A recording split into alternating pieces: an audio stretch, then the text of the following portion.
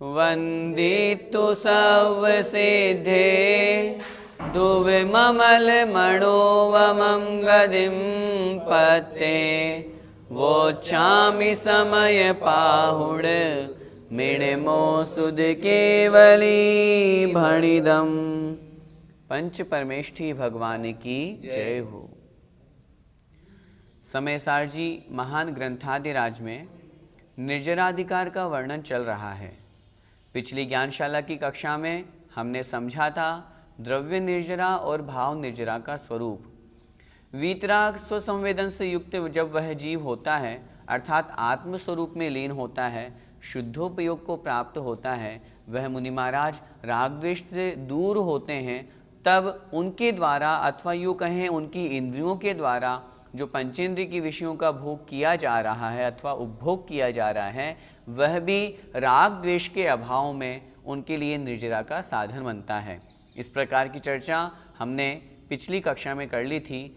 आज हम उस वीतराग स्वसंवेदन का ज्ञान हो जाने पर उस आत्मा की कैसी स्थिति होती है, इस प्रकार का ज्ञान, इस प्रकार की अनुभूति होने पर उस अवस्था में क्या होता है, वो हम आज की कक्षा में पढ़ेंगे। देखते हैं गाथा क्रमांक 204। जह विस्मुव भुजंता वेज्जा पुरिसाण मरण मुवयंती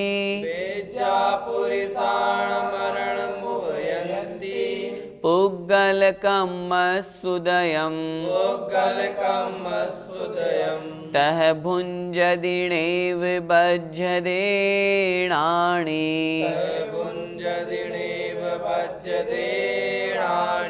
बोलिए। जह विस्मुव भुजंता वेज्जा पुरिसाण मरण मुवयन्ति पुग्गलकम् सुदयम् तह भुञ्जदिणेव बज्झदेणानि। जह विस्मुव भुजंता वेज्जा पुरिसाण मरण मुवयन्ति पुग्गलकम् सुदयम् तह भुञ्जदिणेव बज्झदेणानि। वीतराग स्वसंवेदन के ज्ञान की शक्ति किस प्रकार की होती है, एक उदाहरण के माध्यम से आचार्य भगवान यहाँ पर दृष्टांत और दृष्टांत को समझा रहे हैं। देखें अर्थ। जह विषमुव भुजंता, जह मतलब जैसे, जिस प्रकार, विषम अर्थात विष को, जहर को, उव भुजंता उपभोग करता हुआ भी, अर्थात जो विष को ग्रहण कर रहा है, जहर को ग्रहण कर रहा है, लेकिन फिर भी कौन? वेज्जा पुरुषा अर्थात वेद्य पुरुष, जो विष को ग्रहण करते हुए जो विष के जानकार हैं, ऐसे विष वेद्य उस पुरुष के द्वारा न मरणम उवयंती, वह मरण को प्राप्त नहीं होता है। क्या मतलब? विष को ग्रहण करते हुए भी जो विष के जानकार वेद्य हैं वो मरण को प्राप्त नहीं होते। अथवा ऐसा भी हम अर्थ लगाए यहाँ पर, अगर कोई विष वेद्य है अर्थात विष का जानकार वेद्य है, वह पुरुष यदि किसी मरीज को विष भी देता है, जहर भी देता है, तो भी वह पुरुष मरण को प्राप्त नहीं होता है। पुग्गल सुदयम, पुद्गल कर्मों के उदयम अर्थात उदय को, पुद्गल कर्म जो ज्ञानावर्णादि कर्म हैं, जब उनकी स्थिति समाप्त होती है, जब वो उदय को प्राप्त होते हैं, उस उदय में आए हुए पुद्गल कर्मों को तह भुंजदी, तह मतलब वैसे ही, भुंजदी अर्थात भोगता है।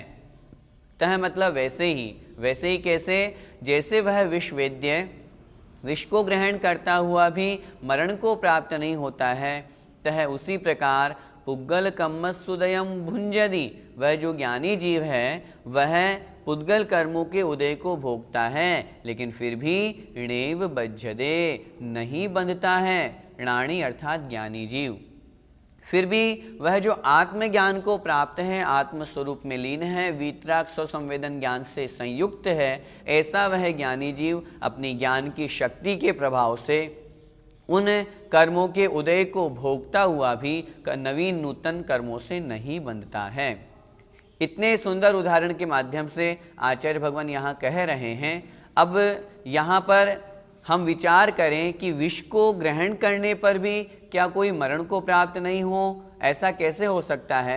तो आचार्य महाराज कह रहे हैं वहाँ पर उस व्यक्ति के द्वारा जिसने विष ग्रहण किया है, विष का जो वैद्य है वो जो ग्रहण करवा रहा है अथवा स्वयं ग्रहण कर रहा है, वो मंत्र विद्या के प्रभाव से उस विष को निर्विष करना भी जानता है। ठीक उसी प्रकार जो ज्ञानी हैं, आत्म स्वरूप में लीन हैं, जिन्हें कर्मों का उदय हो रहा है, कर्म उदय में आकर के फल देकर के जा रहे हैं, उधर उस जीव की आसक्ति नहीं है, उधर उस जीव की राग द्वेष बुद्धि का अभाव है। इस कारण से कर्मों की निर्जरा हो रही है और उस जीव के नवीन कर्मों का बंध नहीं हो रहा है। विचार यहाँ पर हमको ये करना है, क्यों नहीं हो रहा? क्योंकि वह ज्ञानी है। ज्ञानी कैसा है? सिर्फ शास्त्रों का पढ़ने वाला ज्ञानी नहीं। यहाँ पर ज्ञानी से तात्पर्य है वीतराग स्वसंवेदन आत्म स्वरूप का जिसने ज्ञान प्राप्त कर लिया, ऐसा ज्ञानी जीव। एक बार फिर से गाथा का अर्थ देखें। जह अर्थात जिस प्रकार, विषम उपभुजंता अर्थात विष का उपभोग करते हुए भी जो वैद्य पुरुष है, जो विष के वैद्य हैं, जो जानने वाले हैं, वो मरण को प्राप्त नहीं होते हैं। तह उसी प्रकार पुद्गल कम्मसुदयम भुंजदी, वह जो ज्ञानी जीव है वह पुद्गल कर्मों के उदय को भोगता है, परंतु फिर भी नैव बज्जदी अर्थात बंधता नहीं है, कर्मों को नहीं बांधता है। वह निश्चित रूप से अपने कर्मों की निर्जरा ही करता है, क्योंकि उसने आत्मज्ञान को, आत्मस्वरूप को प्राप्त कर लिया है। गाथा का भावार्थ देखें। जिस प्रकार विष वैद्य विष का उपभोग करता हुआ भी मरण को प्राप्त नहीं होता, उसी प्रकार ज्ञानी पुरुष पुद्गल कर्म के उदय को भोगता है, तथापि वह कर्म से नहीं बंधता। भैया जी, सम्यक दृष्टि को भोगते हुए भी बंध क्यों नहीं? यहाँ पर वैद्य का उदाहरण दिया है, उसी से हम समझते हैं जिस प्रकार विष का वैद्य होता है, वो विष खाकर के भी मरण को प्राप्त नहीं होता। क्यों नहीं होता? क्योंकि वो मंत्र विद्या को जानता है। उसी प्रकार जो आत्म विद्या को जानता है, आत्मा के ज्ञान को जानता है, आत्म स्वरूप को जानता है, आत्मा के स्वभाव को जानता है, वो कर्मों को भोगते हुए भी अथवा उनके उदय को भोगते हुए भी वो नवीन नूतन बंध को नहीं करता है, बल्कि निर्जरा को ही करता है।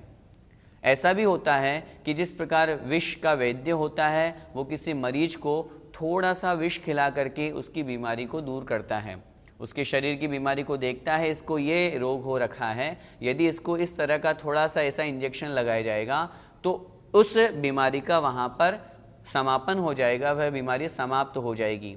अगर वही जो विष है अथवा वही जो दवा है वो किसी अन्य सामान्य व्यक्ति को लगाई जाती है या दी जाती है, तो वह उसके लिए मरण का काल उपस्थित कर देती है, अर्थात वह उसके लिए मरण बन जाता है। लेकिन मरीज के लिए वहाँ पर मरण नहीं बनता है। क्यों? क्योंकि वो जो जानकार है, वैद्य है, डॉक्टर है, वो इस बात को जानता है कि इसका इलाज इससे होना है। ठीक उसी प्रकार, अब इसी उदाहरण को इधर हमें घटित करना है, ठीक उसी प्रकार कर्म के उदय को जान रहा है एक मिथ्या दृष्टि जीव है, वो आत्मज्ञान से रहित है, उसे नहीं मालूम कि मेरा आत्मा का स्वरूप क्या है, और वो कर्मों को उदय में आकर के राग द्वेष करने लगता है। लेकिन जिसे आत्मज्ञान है, वो चाहे कर्म उदय में आए चाहे नहीं आए, उन्हें तो अपने आत्म स्वरूप में लीन रहना है। कहने का सीधा सा तात्पर्य है, जहाँ लगाव है, जहाँ राग द्वेष है, वहाँ कर्मों का बंध होता है। वहाँ पर वीतराग सम्यक दृष्टि जीव को, जिसने आत्मस्वरूप को प्राप्त कर लिया है, शुद्धोपयोग को प्राप्त कर लिया है, राग द्वेष और लगाव नहीं होने के कारण से उनके कर्मों का बंध नहीं होता है। एक बात हम यह भी समझें, कर्मों का लगाव हो तो नियम से कर्म बंद होगा ही होगा, और जहाँ कर्मों का के प्रति लगाव नहीं होता है, भले वो बहिरंग में कोई क्रिया करे या नहीं करे, कर्मों का बंद होता ही होता है। भैया जी, निर्जरा कहाँ से प्रारंभ होती है और कैसे? इस प्रश्न के उत्तर को हमें बड़ा ध्यान से समझना है। निर्जरा कहाँ से प्रारंभ होती है? यदि हम इस प्रश्न पर विचार करते हैं तो निर्जरा तो प्रथम गुणस्थान से ही प्रारंभ हो जाती है। लेकिन प्रथम गुणस्थान में कहाँ से? जब कोई जीव सम्यक दर्शन को प्राप्त करने के अभिमुख है, अभी उसने करण लब्धि में प्रवेश किया है, उस समय उस जीव के प्रति समय असंख्यात गुणी कर्मों की निर्जरा होती है, जब तक वह सम्यक दर्शन प्राप्त नहीं कर लेता। सम्यक दर्शन प्राप्त करते अथवा करने के पश्चात उसकी असंख्यात गुणी कर्मों की निर्जरा रुक जाती है। कर्मों की निर्जरा वहीं से प्रारंभ हो जाती है। यहाँ पर जो हम निर्जरा की चर्चा कर रहे हैं, ये वीतरागी शुद्धोपयोगी मुनि महाराज की निर्जरा है, जो उन्हें आत्म कल्याण कराने वाली है, मोक्ष तक पहुँचाने वाली है। लेकिन इसका मतलब यह नहीं होता कि उसके पूर्व कर्मों की निर्जरा नहीं होती। आचार्य उमा स्वामी महाराज ने और भी अनेक आचार्यों ने ग्रंथों में आगम में सूत्र लिखा है और बताया भी है। सम्यक दृष्टि श्रावक वीरतानंत वियोजक, जो कि 9वें अध्याय में सूत्र दिया हुआ है, उसमें लिखा है कि सम्यक दृष्टि से असंख्यात गुणी कर्मों की निर्जरा श्रावक की होती है।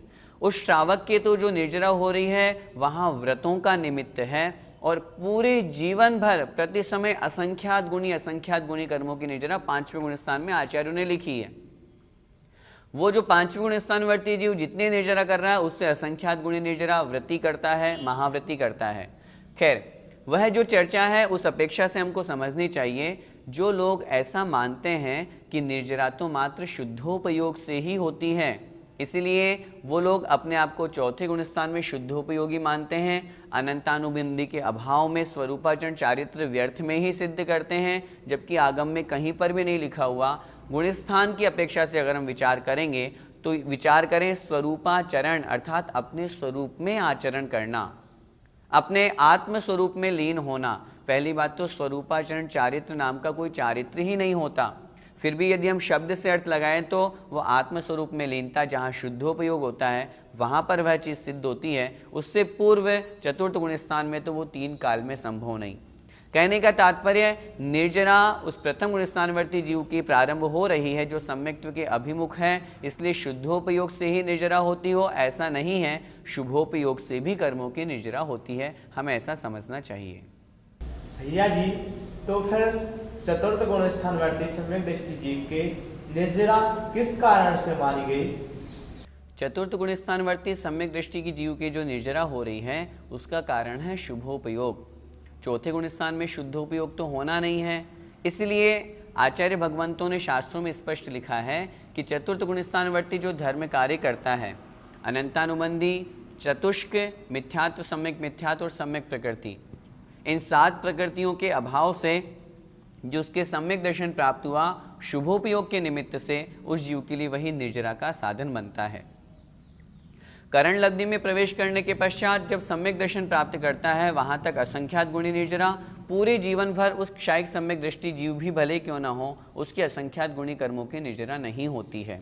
शुभोपयोग से कर्मों की निर्जरा होती है। हमें इस बात को अच्छी तरह से समझना है, मात्र शुद्धोपयोग से ही कर्मों की निर्जरा हो ऐसा नहीं है। यदि हम ऐसा मानेंगे कि कर्मों की निर्जरा शुद्धोपयोग से होती है, तो फिर तो प्रथम गुण स्थानवर्ती मिथ्या दृष्टि जीव के जो करण लब्धि को प्राप्त कर रहा है वहाँ भी हमें कर्मों की निर्जरा हो रही है, तो क्या वहाँ शुद्धोपयोग है? फिर तो जो पंचम गुण स्थानवर्ती जीव पूरे जीवन भर व्रतों का पालन कर रहा है, आचार्यों ने वहाँ उनकी निर्जरा कही है, तो क्या उनके पूरे जीवन भर शुद्धोपयोग है? शुद्धोपयोग का उत्कृष्ट काल कितना? शुद्धोपयोग का उत्कृष्ट काल है अंतर मुहूर्त। अब अंतर मुहूर्त शुद्धोपयोग का काल है, तो वहाँ फिर उस पंचम गुण स्थानवर्ती जीव के पूरे जीवन भर जो असंख्यात गुणी कर्मों की निर्जरा हो रही है, उसका निमित्त क्या होगा? उसका निमित्त होगा व्रतों का पालन, शुभोपयोग रूप परिणति। तो मात्र शुद्धोपयोग से ही कर्मों की निर्जरा हो ऐसा नहीं है, शुभोपयोग से भी कर्मों की निर्जरा होती है, ऐसा हमें स्पष्ट समझना चाहिए। आचार्य वीरसेन स्वामी महाराज ने तो स्पष्ट लिखा है, बहुत स्पष्ट लिखा है कि मोहनीय जैसा प्रचंड कर्म जिसके क्षय होने पर सारी सेना के समान ढेर हो जाते हैं, जैसा 8 कर्मों में राजा है मोहनीय, राजा को यदि हमने बंदी बना लिया तो सेना तो स्वयं शरण को प्राप्त हो ही जाती है, स्वयं सरेंडर हो जाती है। उसी तरह मोहनीय जैसा प्रचंड जो कर्म है, भयंकर कर्म है, वो भी शुभोपयोग से, शुभ परिणामों से ही क्षय को प्राप्त होता है, क्योंकि उनके अनुसार तो शुद्धोपयोग 11वें 12वें गुण स्थान में होता है। 10वें गुण स्थान के अंत में जो मोहनीय कर्म का क्षय हुआ उसका कारण है शुभोपयोग। इसलिए ऐसा नहीं है कि शुभोपयोग है। शुभोपयोग शुद्धोपयोग की अपेक्षा से छोड़ने योग्य है, लेकिन हम और आप अभी अशुभोपयोग से बचें, शुभोपयोग को प्राप्त हो उससे भी हमारी कर्मों की निर्जरा होगी। हम जितने व्रत नियम संयम का पालन करेंगे, प्रतिमाओं को धारण करेंगे, तो निश्चित रूप से हमारे जीवन में भी कर्म की निर्जरा का प्रारंभ होगा। भैया जी, फिर उन लोगों की धारणा ऐसी क्यों बनी? उन लोगों की धारणा इसलिए ऐसी बनी क्योंकि क्रम से स्वाध्याय नहीं हुआ। हमारे यहाँ 4 अनुयोग कहे गए हैं, प्रथमानुयोग, कर्णानुयोग, चरणानुयोग और द्रव्यानुयोग। आचार्यों ने लिखा इसी क्रम से हम स्वाध्याय करेंगे तो हम स्वाध्याय को बहुत अच्छी तरह से, आगम को बहुत अच्छी तरह से जान पाएंगे। सबसे बड़ी जो कमी उन लोगों में रही वो यह रही, उन्होंने पहले के 3 अनुयोग छोड़ दिए और प्रारंभ किया समयसार जी। समयसार जी द्रव्यानुयोग का ग्रंथ है। यदि इसे हम सबसे पहले पढ़ेंगे और इसको कर्णानुयोग से टेली नहीं करेंगे तो फिर हमारी धारणा भी ऐसी बन जाएगी, क्योंकि यहाँ पर गाथाओं में तो सम्यक दृष्टि शब्द का प्रयोग किया है, वो अपने आप को सम्यक दृष्टि मानते हैं। और इसी कारण से, जैसा कि मैंने पिछली कक्षा में भी कहा था, कि वो अपने भोग भोगते हुए भी खूब भोग भोग रहे हैं, कोई व्रत नियम संयम नहीं है, फिर भी अपने आप को कह रहे हैं कि हम तो सम्यक दृष्टि हैं, हमारे तो सब भोग निर्जरा में कारण हैं। उसका कारण यही है क्योंकि उन्होंने द्रव्यानुयोग से अपना स्वाध्याय प्रारंभ किया। हमें अपनी धारणा को बहुत अच्छी तरह से समझना है, आगम के अनुसार अपनी धारणा बैठानी है। कर्णानुयोग को पढ़ेंगे, उसके पश्चात जब द्रव्यानुयोग पढ़ेंगे तो तद्रूप हमारे आपस में जब हम दोनों को मिलाएंगे तो गुणस्थान आदि की चर्चा से हमें समझ में आएगा कि ये कथन किसकी अपेक्षा से है और ये कथन किसकी अपेक्षा से है। और सबसे जो मूल बात है वो है गुरु का अभाव। उन्होंने किसी गुरु से नहीं पढ़ा, स्वयं अपने अर्थ में या अपनी अपेक्षा से अपनी मान्यता को उन्होंने शास्त्रों में लगा दिया, इसलिए लोगों की ऐसी धारणा बन गई है। मैं आप लोगों से भी निवेदन करना चाहता हूँ, जो समयसार जी सुन रहे हैं, हम यह अध्यात्म का ग्रंथ पढ़ रहे हैं, द्रव्यानुयोग का ग्रंथ पढ़ रहे हैं। अगर इससे पहले आपने प्रथमानुयोग, कर्णानुयोग, चरणानुयोग के ग्रंथ नहीं पढ़े, जो ज्ञानशाला पाठशाला में पहले पढ़ाए गए, पुरुषार्थ सिद्धि उपाय, रत्नकंडक, श्रावकाचार, छेड़ाला, द्रव्य संग्रह, इष्टोपदेश, यदि हमने इन ग्रंथों को नहीं पढ़ा और यदि आप सीधे इन ग्रंथों को पढ़ेंगे तो हो सकता है आपकी धारणा भी धूमिल हो जाए। लेकिन फिर भी हम तो आपको यहाँ पर बार बार पग पग पर समझाने की कोशिश कर रहे हैं कि हमें यहाँ कथन जो किया है ये वीतरागी सम्यक दृष्टियों की अपेक्षा से किया है, हम सरागी सम्यक दृष्टियों की अपेक्षा से नहीं है। उसी धारणा को, उसी मान्यता को हमें स्वीकार करना चाहिए। आइए इस गाथा का पद्यानुवाद देखते हैं।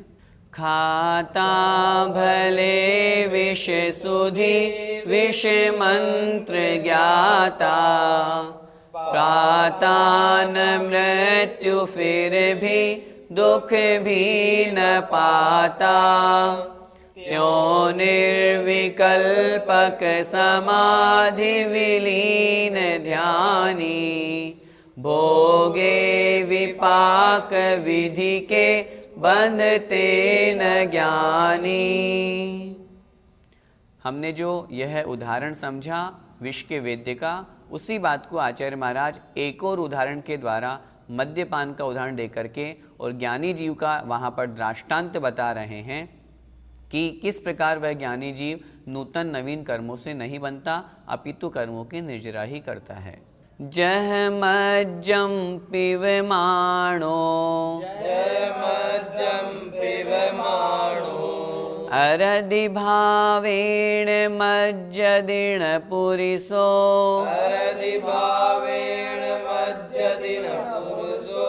दौव भोगे अरदो, नाणी विनबज्जदित हेव।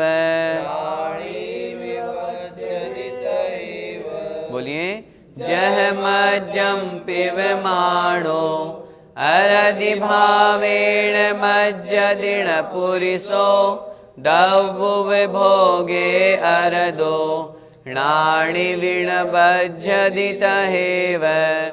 जह मज्जम पिबमाणो, अरधि भावेण मज्जदिन पुरिसो, दौव भोगे अरदो, नाणी विनबज्जदित हेव। अर्थ देखें, जह मज्जम पिबमाणो, जह अर्थात जैसे, जिस प्रकार, मज्जम अर्थात मद्य को, मदिरा को अर्थात शराब को, पिबमाणो अर्थात पीता हुआ, अरधि भावेण अरति भाव से अर्थात उस मद्य के प्रति, उस शराब के प्रति जिसका राग नहीं है, उस भाव से, मज्जदी अर्थात मतवाला, न मतलब नहीं होता है, पुरुषो अर्थात पुरुष। क्या मतलब?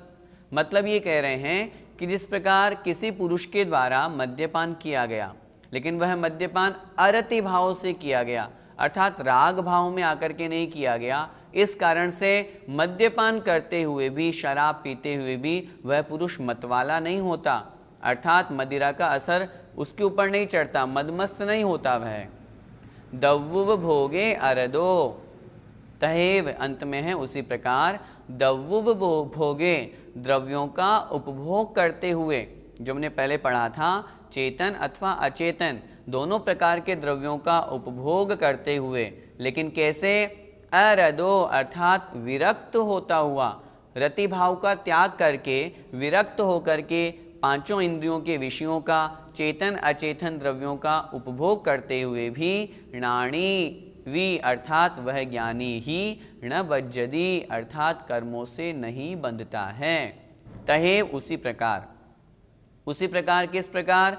जिस प्रकार वह जो मद्यपान करने वाला व्यक्ति है वह अरति भाव से शराब पी रहा है, इस कारण से अरति भाव से पीने के कारण से मतवाला नहीं होता है, उसी प्रकार ज्ञानी जीव भी आत्मस्वरूप में लीन है, आत्मज्ञान को प्राप्त है, पंचेंद्रिय विषयों के प्रति उसका इंद्रियों के द्वारा वो विषय ग्रहण किए जा रहे हैं, चेतन अचेतन द्रव्यों का उसके द्वारा भोगोभोग किया जा रहा है, लेकिन आसक्ति नहीं होने के कारण से, ज्ञानी होने के कारण से वह जीव उन कर्मों से नहीं बंधता है। गाथा का भावार्थ देखें।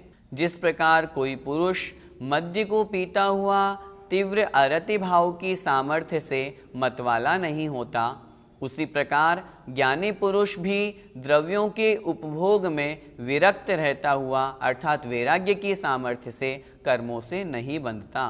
भैया जी, कोई शराब पिए और उसे नशा न चढ़े, ऐसा कैसे हो सकता है? हाँ, विचार तो आता है कि कोई शराब पिए और फिर भी उसको नशा न चढ़े, ऐसा कैसे हो सकता है, लेकिन होता है। जब अरति भाव होता है, उस शराब के प्रति राग भाव नहीं होता, तब ऐसी स्थिति होती है। जैसे जिन प्रदेशों में, जिन स्थानों में बहुत ठंडी पड़ती है, बहुत सर्दी पड़ती है, वहाँ पर उस सर्दी को दूर करने के लिए थोड़ी सी बरांडी पी जाती है। बरांडी भी तो शराब ही है। हम देखते हैं डॉक्टर्स लोग भी जब दवा लिखते हैं तो बहुत से दवाओं में अल्कोहल रहता है, अल्कोहल भी तो शराब है, तो क्या उनको पीने से नशा चढ़ता है? नहीं चढ़ता। कहने का तात्पर्य यह है, जिस व्यक्ति के द्वारा जो शराब के प्रति राग करके जो बहुत ड्रिंक कर रहा है, बहुत ज़्यादा शराब पी रहा है, उस तरह की स्थिति उस अरति भाव से थोड़ी सी लेने वाले व्यक्ति के प्रति नहीं बनती है। उदाहरण है, उदाहरण एक देश है, हमें वैसा ही यहाँ पर समझना चाहिए। ठीक उसी प्रकार जहाँ राग भाव है तो कर्मों का बंध होगा, और जहाँ रति भाव नहीं है, राग भाव नहीं है, वहाँ कर्मों का बंध नहीं होता है। भैया जी, बंध तथा राग का कैसा संबंध है? बहुत सीधा सा संबंध है। जहाँ ज़्यादा राग होगा वहाँ ज़्यादा बंध होगा, जहाँ कम राग होगा वहाँ कम बंध होगा, और जहाँ राग ही नहीं होगा वहाँ पर बंध भी नहीं होगा। तीनों अपेक्षा से हम समझें, एक मिथ्या दृष्टि जीव है, किसी भी वस्तु का भोगोभोग कर रहा है, चेतन अचेतन पदार्थों का भोगोभोग कर रहा है, लेकिन बहुत अधिक रागी दृष्टि से कर रहा है, उसके वहाँ पर कर्मों का बंध बहुत घना है, बहुत अधिक है। एक चतुर्थ गुण स्थानवर्ती सम्यक दृष्टि जीव है, शुभोपयोगी मुनि महाराज हैं, वो चेतन अचेतन पदार्थों का भोग कर रहे हैं, उनके कर्मों का बंध होगा, लेकिन राग कम होने के कारण से कम होगा उस मिथ्या दृष्टि की अपेक्षा से। लेकिन एक वीतराग स्वसंवेदन से युक्त आत्म ध्यान में लीन मुनि महाराज हैं, वे राग रहित हैं, इसलिए उनके कर्मों का बंध नहीं होगा। अगर कोई मुनि महाराज आहार भी कर रहे हैं तो आहार में भी उनके कर्मों का बंध थोड़ा है, क्योंकि वो उस आहार के प्रति राग नहीं कर रहे, मुझे ये रस चाहिए, मुझे वो रस चाहिए। जहाँ षट रसों का त्याग करके आहार ग्रहण किया जाता है, आचार्य भगवान को देखें, उनका आहार किस प्रकार का होता है, किस प्रकार का वो जीवन जी रहे हैं। शुद्धोपयोग में जब पहुँचते हैं तब तो निश्चित रूप से कर्म बंद होता ही नहीं होगा। शुभोपयोग में भी रहते हुए अति अल्प राग होने के कारण से अति अल्प उनके बंध होता है। उसी तरह की परिणति हमें समझनी चाहिए। आज की जो 2 गाथाएं हमने पढ़ी उससे हमें यही समझना है, जहाँ पर राग है, लगाव है, उस अपेक्षा से बंध है। जहाँ ज्ञानी जीव है, चाहे वह शराब भी क्यों न पी रहा हो, चाहे उसके विष का पान भी क्यों नहीं कर रहा हो, लेकिन राग नहीं होने के कारण से, उस तरफ उसकी दृष्टि नहीं होने के कारण से, आत्मस्वरूप में लीनता होने के कारण से उस ज्ञानी जीव के नवीन कर्मों का बंध नहीं होता। इस गाथा का पद्यानुवाद पढ़ते हैं। होता प्रमत्त नहीं मादकता घटा के, जो मद्यपान करता रुचि को हटा के, ज्ञानी विराग मुनि भोगत भोग सारे, ये कर्म से न बंधते निज को निहारे। जो राग से रहित होकर के ज्ञानी मुनि महाराज सारे भोग भोग रहे हैं, इंद्रियों के विषयों के द्वारा वो ग्रहण किए जा रहे हैं, लेकिन फिर भी वो कर्म से नहीं बंधते। क्यों? निज को निहारे, अपने आत्म स्वरूप में उनकी दृष्टि है। जय जिनेन्द्र। इस कार्यक्रम के पुण्यार्जक परिवार है Shri Parasnath re rolling mills limited, Durgapur 1, Bardhaman, Paschim Bangal. Amita Jain, wife of Anil Kumar Jain. Sangeeta Jain, wife of Vipin Kumar Jain. Manak Chand, Kamala Devi, Rakesh, Neetu, Rishabh, Saumya एवं आयुषी मुशरफ। B123, Sethi colony, Jaipur, Rajasthan. श्री जनार्दन प्रसाद जी, श्रीमती पतंती देवी, मुकेश कुमार, साक्षी, ईशा, मोना खंधार, श्री किशोर खंधार, श्रीमती सुषमा खंधार, परिमल खंधार, अहमदाबाद। शुल्लक 105 श्री ज्ञान सागर जी महाराज की पुण्य स्मृति में श्रीमती शांति देवी छाबड़ा, पटना, बिहार। ईसरी पारसनाथ एवं उनके पुत्र पुत्रवधू श्री अशोक उमा, पटना। श्री विनोद बबीता, गुवाहाटी। श्री सुनील शालू, पटना। ब्रह्मचारी संजय भैया, ईसरी। श्री अभय मेघना, चंडीगढ़। श्री आलोक मेघना, वडोदरा।